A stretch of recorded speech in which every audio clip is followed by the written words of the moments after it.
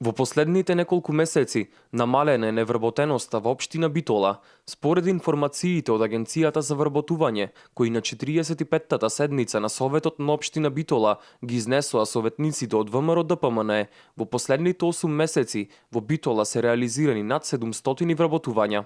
Како резултат на проектот Македонија вработува, кој очигледно ги дава очекуваните резултати. За пример, од јануари до август 2015 година вработени се 772 лица на територијата на општина Битола.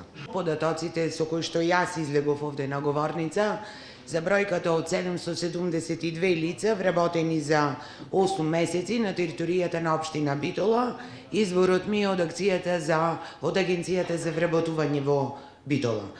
Или само за ваше подсетување дека ако невработеноста во 2006 изнесувала 38%, за во 2015 да изнесува 26,8%, тоа сепак не е ништо.